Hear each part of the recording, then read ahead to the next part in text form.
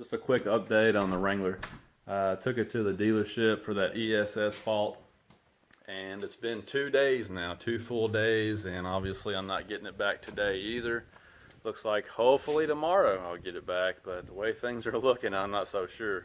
So apparently whatever it was worse than I thought, because they've got some pretty good technicians over there at the dealership that I go to, and man, they're just not having any luck. So just to recap, the electronic start-stop had quit working. There was a message on the display about the vehicle being in battery protection mode, whatever that means. The TPMS readout on the dash had disappeared. It wouldn't even come up anymore. Just a lot of weird electrical gremlins, okay? And I took the Taser JL, you know, I've got one of those that I've been using to calibrate the speedometer. I took it off. I unmarried it from the Jeep and took it out of there.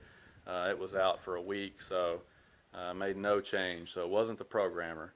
I don't know what's going on with the thing, just some weird electrical stuff. So here's what they've given me to drive while they're working on my Wrangler. It's a Chrysler 200, which is absolutely a dreadful car, by the way. This one's got the 4-cylinder and the 9-speed automatic transmission, and this thing is terrible.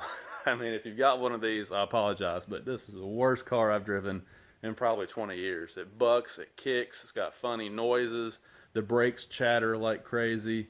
I mean, it's just a terrible car. So I'm really anxious to get my Jeep back, but looks like it's going to be a while, guys. I don't know what's going on, but whenever I get it back, I'll post an update and I'll let you know exactly what it was. I thought when I took it in there, it was probably just a fuse or a relay or something somewhere.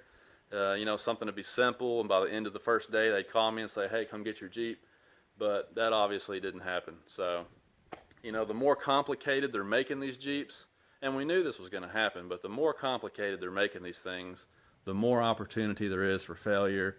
And the bad thing about it is when you've got all these computer systems and everything on a Jeep, it's very difficult to diagnose sometimes. You know, you really have to dig in deep and figure out what's going on when you have a problem. You know, it's not as obvious as something mechanical. So again, I'll just check tomorrow and see if it's ready. Hopefully it'll be ready tomorrow, and I'll let you know what's going on. But appreciate all the comments on the other video. Gave me some good ideas there, and you know, I mentioned all that stuff to the dealership, so hopefully it'll help them to figure out what it is a little faster. Okay?